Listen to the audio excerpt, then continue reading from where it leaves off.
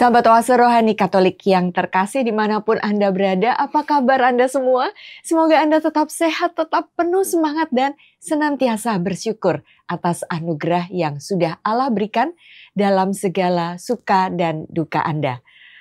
Dan Santo Bernardus dari Clairvaux mengatakan, semakin saya merenungkan Tuhan, semakin Tuhan memperhatikan saya. Semakin saya berdoa kepadanya, semakin dia memikirkan saya juga. Sahabat Oase Rohani Katolik yang terkasih, senang sekali saya Bernadette Esther bisa kembali hadir dan menyapa Anda dalam acara Oase Rohani Katolik edisi hari ini, hari Minggu biasa ke-16. Hari ini kita akan mendengarkan sapaan Tuhan melalui bacaan dari kitab Kejadian, dari surat Rasul Paulus kepada jemaat di Kolose dan Injil Suci menurut Lukas. Kita juga akan mendengarkan sapaan Tuhan melalui renungan yang akan disampaikan oleh Romo Matius Hari Sulistyo PR. Kita sapa Romo Hari lebih dulu ya. Apa kabar Romo?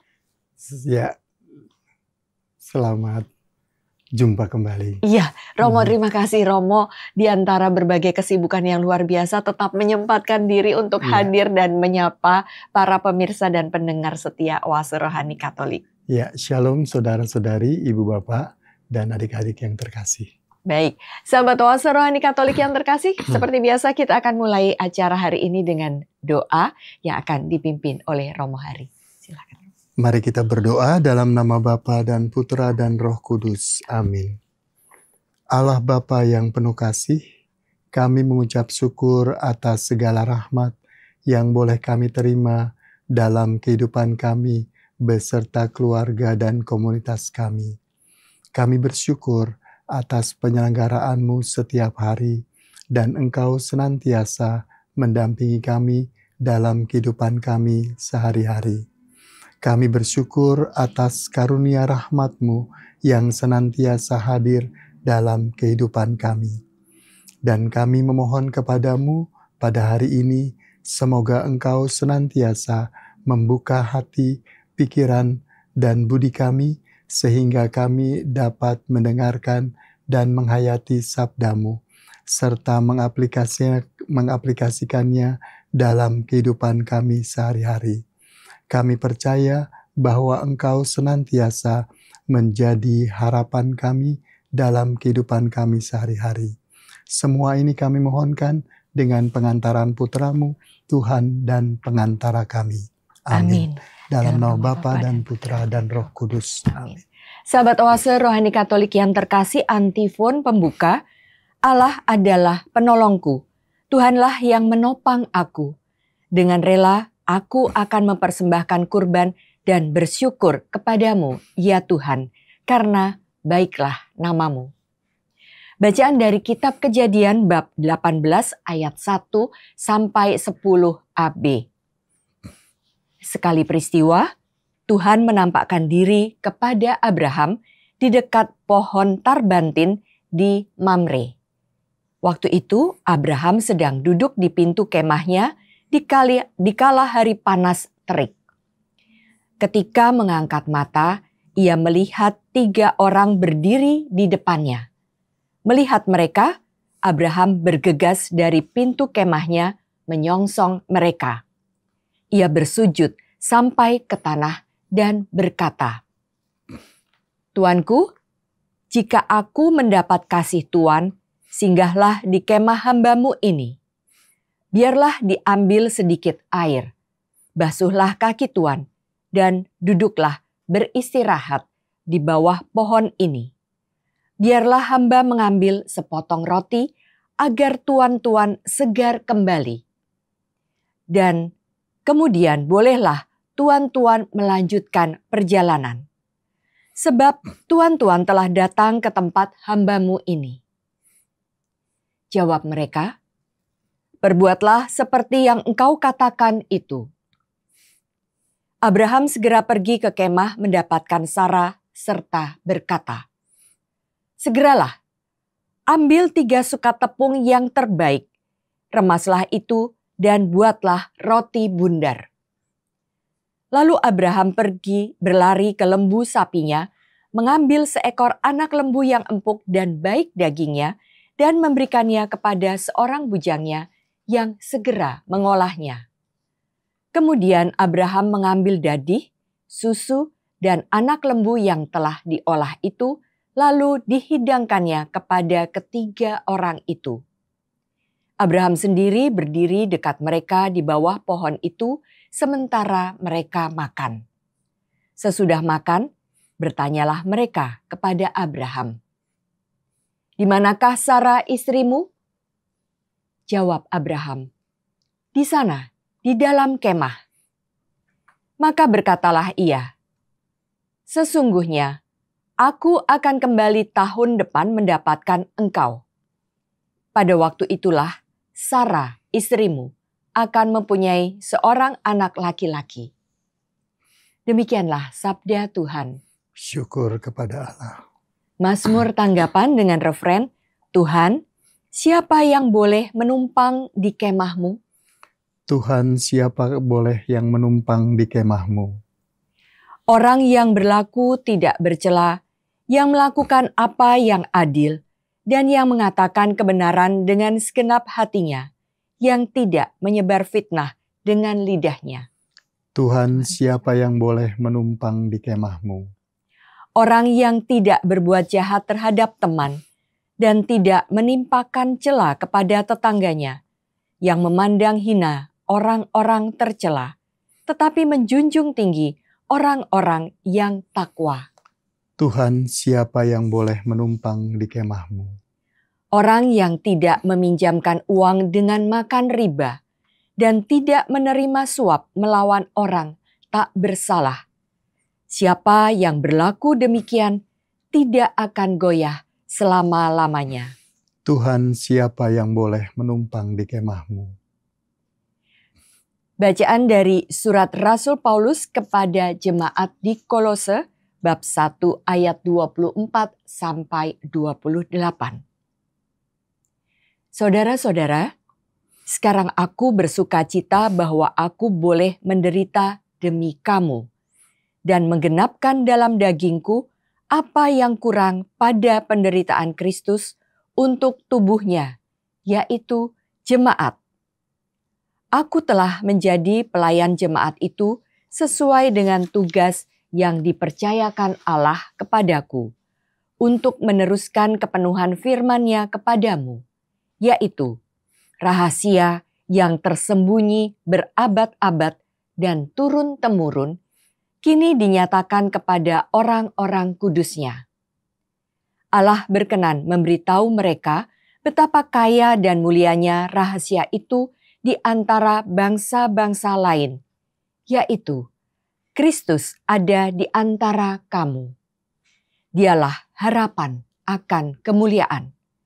Dialah yang kami beritakan dengan memperingatkan orang dan mengajar mereka dalam segala hikmat, untuk memimpin setiap orang kepada kesempurnaan dalam Kristus. Demikianlah sabda Tuhan. Syukur kepada Allah. Haleluya. Haleluya. Berbahagialah orang yang menyimpan sabda Allah dalam hati yang baik dan menghasilkan buah dalam ketekunan. Haleluya. Tuhan bersamamu. Dan bersama rohmu. Inilah Injil suci menurut Lukas. Dimuliakanlah Tuhan.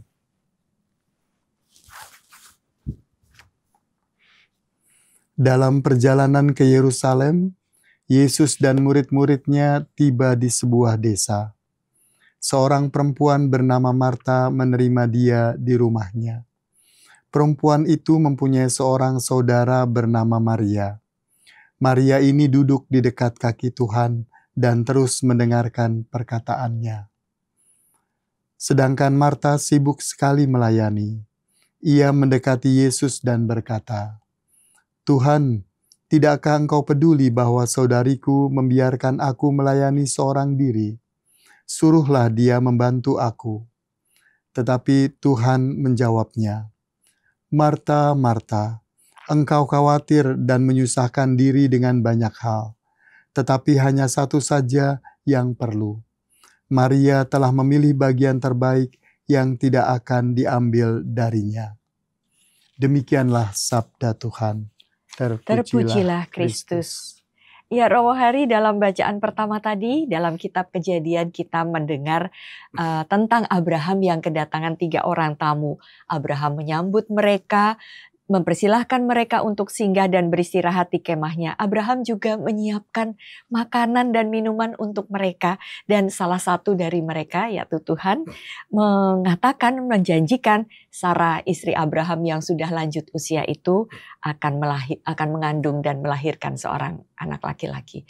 Sementara dari bacaan dari surat Rasul Paulus kepada jemaat di Kolose, Paulus mengalami banyak penderitaan dalam memberitakan Injil, Romo. Tetapi Paulus tetap bertekun sehingga berita keselamatan dapat diterima oleh bangsa-bangsa. Nah, Betul. Romo, dari kedua bacaan ini mana yang hendak Romo Hari pilih dan apa yang hendak Romo bagikan kepada kami? Ya, yang pertama mari kita lihat kitab Kejadian. Ini sungguh luar biasa.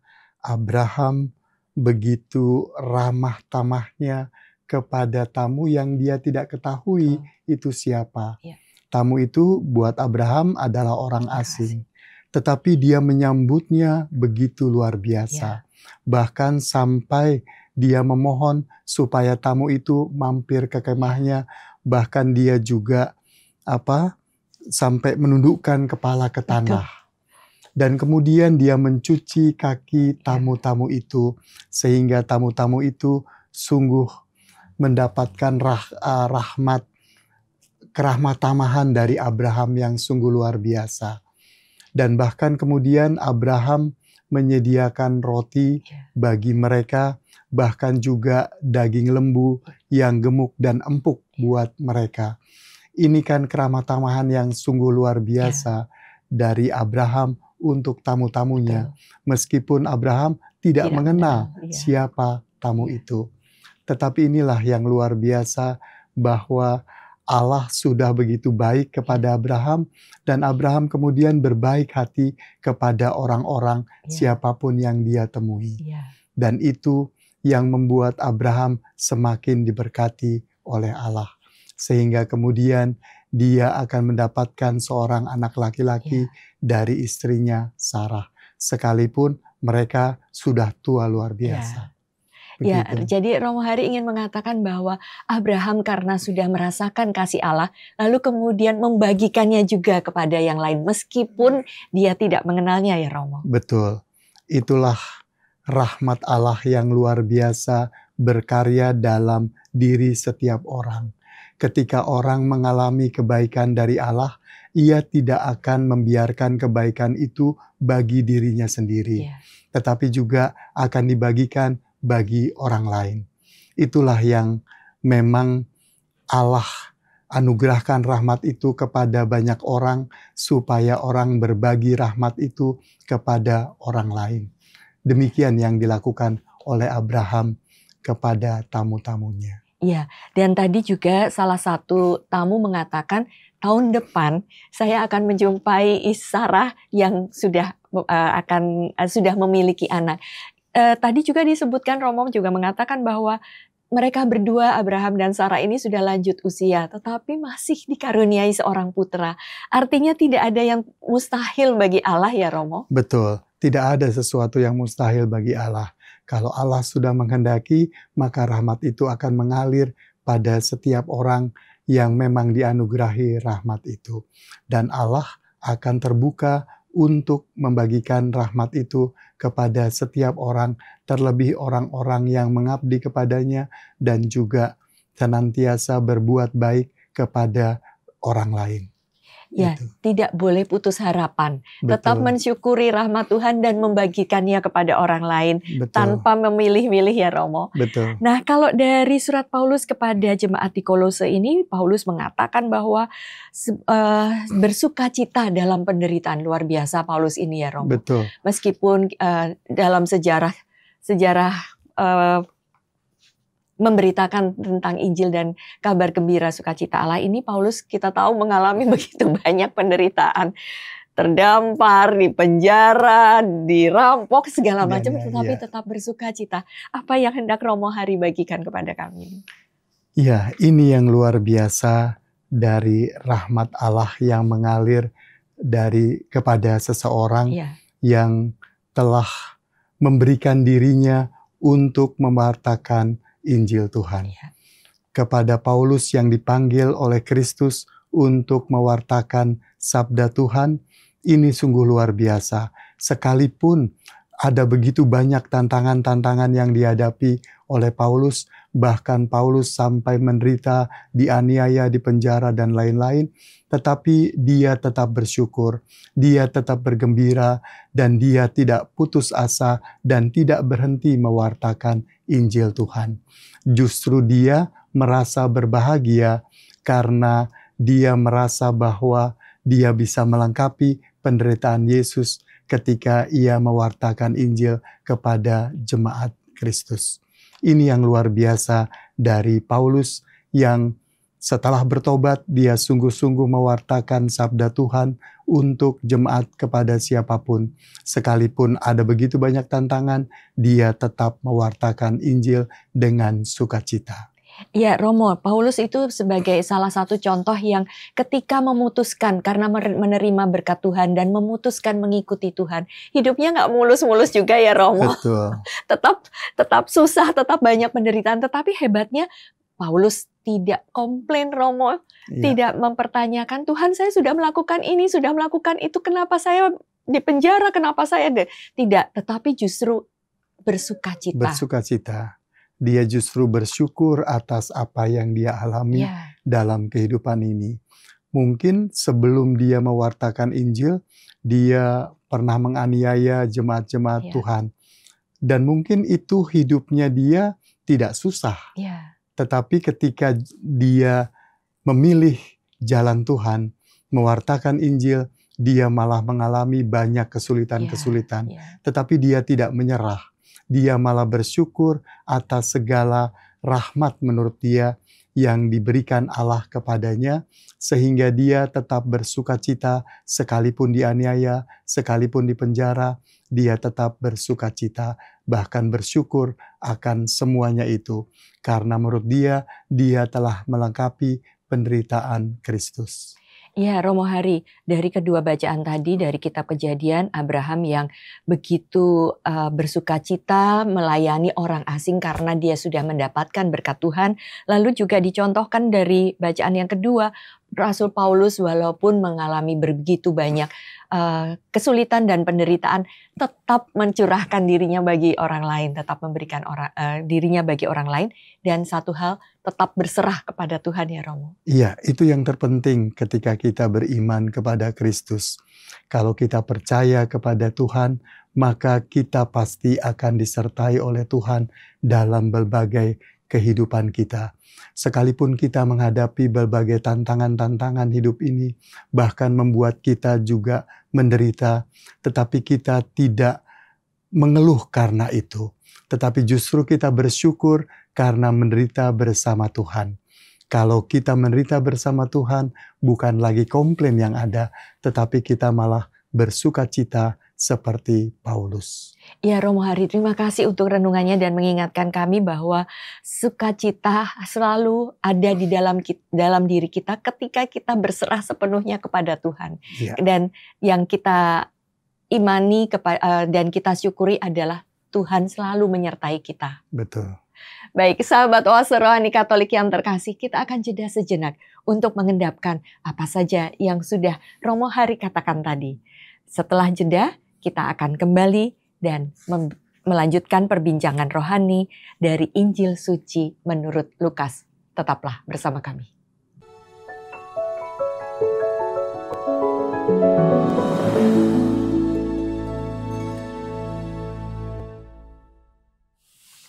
Sahabat Oase Rohani Katolik yang terkasih, terima kasih Anda masih bersama kami, Romo Matius Hari Sulistyo PR dan saya Bernadette Esser. Mari kita lanjutkan perbincangan rohani kita. Romo Hari, Injil yang kita dengar hari ini cukup singkat ya Romo. Iya. Tapi Lukas menceritakan kisah Yesus yang mengunjungi rumah Maria dan Marta. kisah ini tentu saja sangat mungkin sudah sangat dihafal oleh Betul. pendengar dan pemirsa setia Oase Rohani Katolik. Kita melihat bahwa Marta sibuk melayani sementara Maria duduk di kaki Yesus mendengarkan perkataannya. Dan ketika Marta mengeluh, Yesus berkata bahwa Maria telah memilih yang terbaik, yaitu meluangkan waktu untuk mendengarkan firman-Nya. Romo, hari apa yang hendak Romo bagikan kepada kami? Ya, yang pertama-tama tadi kita kan berbicara tentang Abraham yang Betul. menyambut tamunya. Ya. Menyambut tamu itu kan bukan hanya sekedar menyambut begitu saja, tetapi juga kita mengetahui apa kebutuhan tamu itu. Nah, seperti Marta dan Maria juga menyambut Yesus. Siapa Yesus? Nah, itu mungkin yang tidak diketahui oleh Marta. Karena Marta menganggap Yesus adalah sahabat mereka. Tetapi Maria justru melihat bahwa Yesus adalah Sang Sabda. Apa artinya kalau Yesus menjadi Sang Sabda? Kebutuhannya tidak lain adalah didengarkan. Nah, itu yang dilakukan oleh Maria ketika Yesus bertamu ke rumah mereka. Maria tidak sibuk macam-macam, tetapi justru mengikuti apa yang dibutuhkan oleh tamunya sebagai Sang Sabda, yang tidak lain adalah dia duduk dekat kaki Yesus dan mendengarkan Yesus. Itulah kebutuhan tamu yang datang ke rumah mereka, dan itu yang dilakukan oleh Maria, mendengarkan Sang Sabda. Itu makanya Yesus kemudian mengatakan bahwa Maria telah memilih bagian terbaik yang tidak akan diambil dari dia. Itu artinya bahwa Maria tahu apa yang dibutuhkan Yesus dan juga apa yang dibutuhkannya sehingga dia mau mendengarkan Yesus. Berbeda dengan Marta, justru sibuk macam-macam. Yang menurut dia kesibukannya itu sangat berguna buat Yesus. Padahal bukan itu yang diharapkan oleh Yesus. Yang diharapkan oleh Yesus seperti Maria, duduk dan mendengarkan. Bukan malah sibuk macam-macam menyediakan ini dan itu. Bahkan kemudian dia mengeluh dan minta perhatian juga. Dan itu bukan sesuatu yang baik gitu. Tetapi justru yang terbaik adalah bagaimana kita menyambut tamu sesuai dengan kebutuhan tamu itu. Ya, Romo, jadi memang bisa terlihat, tadi Romo mengatakan Maria bisa tahu bahwa ini Sang Sabda lebih penting daripada kesibukan yang lain. Sementara Marta justru tidak menganggap Sang Sabda, dia menyalahkan, tanda kutip menyalahkan Yesus, dianggap tidak peduli karena dia sibuk sendirian. Tuhan, tidakkah engkau peduli? Nah, kan dia malah seakan-akan meremehkan Tuhan, gak peduli terhadap kesibukan yang Marta lakukan, ya Romo. Dan itu sering kali juga terjadi dalam kehidupan kita sehari-hari. Kadangkala kita minta perhatian dari Tuhan dengan macam-macam cara dan menganggap bahwa Tuhan tidak perhatian pada kita, kita kemudian marah seperti Marta. Nah, ini justru menjadi pengingat buat kita bersama bahwa apa yang harus kita lakukan, harusnya kita lakukan dengan tulus hati, dengan tidak mengeluh dan juga tidak mencari perhatian. Bahkan mencari perhatian dari Tuhan juga tidak demikian. Tetapi mari kita melakukan segala sesuatu dengan ketulusan hati kita dan keutuhan diri kita, supaya kita melakukannya dengan apa yang bisa kita lakukan, dengan suka hati, dengan sukacita, dan juga bergembira dalam melakukan segala sesuatu tanpa komplain. Ya, salah satu kata kunci yang penting adalah tadi Romo sebutkan, apa kebutuhan si tamu itu, dan bagaimana kita menyambut mereka, melayani juga dengan tulus, ya Romo. Betul. Dan itu sering sekali salah penerapannya dalam kehidupan sehari-hari salah. Ya. Sekalipun apa yang dilakukan oleh Marta itu berguna bagi tamu, tetapi sayangnya ada ketidaktulusan di sana. Ada membutuhkan perhatian yang lebih. Bahkan juga meminta saudarinya untuk membantu dia. Dan bahkan kemudian komplain kepada Yesus. Nah, Jangan sampai kita seperti itu. Iya. Lebih baik kita melakukan pekerjaan-pekerjaan kita dengan tulus hati, dengan sukacita, tanpa harus komplain kalau ada berbagai tantangan-tantangan dalam kehidupan kita. Kita usahakan dengan ikhlas, kita melakukan segala sesuatu tanpa harus mengeluh, tanpa harus komplain atau minta perhatian dari orang lain. Biarlah Allah sendiri yang tahu apa yang kita lakukan, sehingga kita bisa dengan tulus hati melakukan segala sesuatu dengan baik. Iya, tadi Romo bicara tentang pelayanan. Pelayanan itu tidak bisa membuat kita cuma sibuk-sibuk begitu saja ya Romo. Iya. Sampai kita sendiri gelisah seperti Marta tadi sibuk-sibuk sendiri lalu gelisah. Tetapi juga bukan pelayanan itu bukan mencari posisi atau apalagi apresiasi ya Romo. Betul. Tetapi justru ketulusan.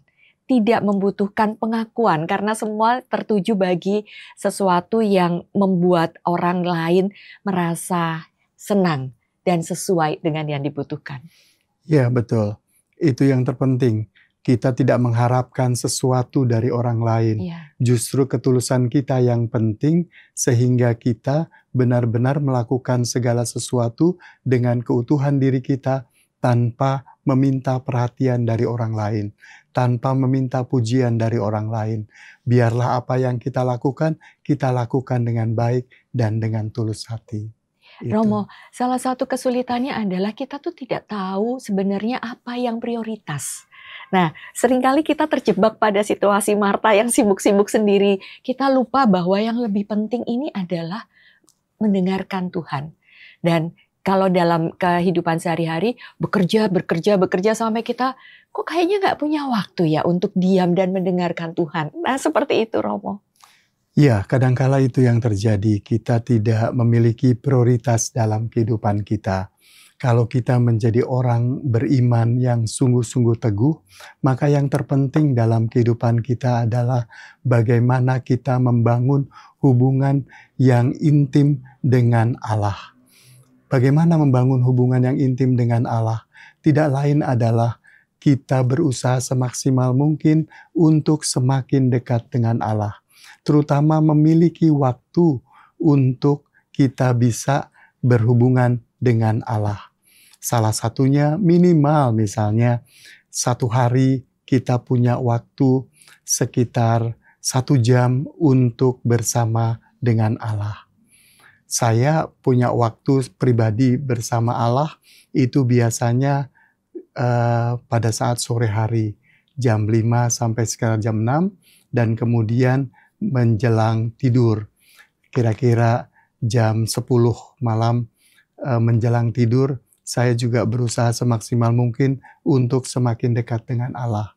Bahkan ketika berdoa bisa sekalian menjadi tidur gitu ya. Bisa jadi seperti itu kadangkala. Tetapi kan lebih baik kita tidur bersama Allah gitu ketimbang kita memikirkan hal-hal yang lainnya. Dan itu yang terpenting buat kita. Bagaimana kita merenungkan sabda Tuhan dalam hubungan kita dengan Allah melalui doa maupun dengan waktu pribadi kita bersama Allah. Iya, gitu. Romo betul. Kembali tadi kita lihat dalam bacaan pertama tentang Abraham yang melayani, lalu kemudian dari Injil Lukas ini Marta yang melayani. Nah, kalau seperti yang Romo katakan, melayani dengan tulus dan sungguh tahu apa sebenarnya yang dibutuhkan orang lain. Kalau kita dalam pelayanan di manapun di komunitas ataupun di gereja, kalau itu dilakukan dengan tulus, pelayanan yang ada itu tidak akan membuahkan persaingan ya Romo, tidak akan membuahkan tidak memprovokasi, tetapi justru mengedukasi dan mungkin juga mendamaikan yang terlibat pertikaian karena tidak ada semua saling mencoba melengkapi, bukan tadi tidak bersaing ya Romo. Ya sungguh aneh kalau dalam pelayanan itu ada persaingan, ada provokasi.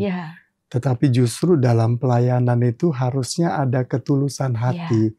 Tidak ada persaingan, tetapi justru bagaimana apa yang kita lakukan itu untuk kemuliaan Allah, bukan untuk Nah, kemuliaan iya, diri pribadi. iya, Itu yang terpenting iya, sebenarnya. Kita sadar melayani bukan untuk bersaing dengan orang lain iya, atau memprovokasi orang lain, tetapi justru demi kemuliaan iya. Allah. Kita coba untuk terus dengan tulus hati melayani Allah sungguh-sungguh untuk kemuliaan Allah, bukan untuk kemuliaan pribadi. Iya, luar biasa. Ya. Sahabat Oase Rohani Katolik yang terkasih, tadi kita sudah banyak mendengar apa yang Romo Hari katakan tadi. Kita renungkan dalam hati dan kita lihat pada diri kita sendiri. Bagaimana pelayanan kita. Bagaimana kita sudah menanggapi kasih Allah dalam hidup kita. Dengan berbuat baik dan melayani sesama dengan tulus.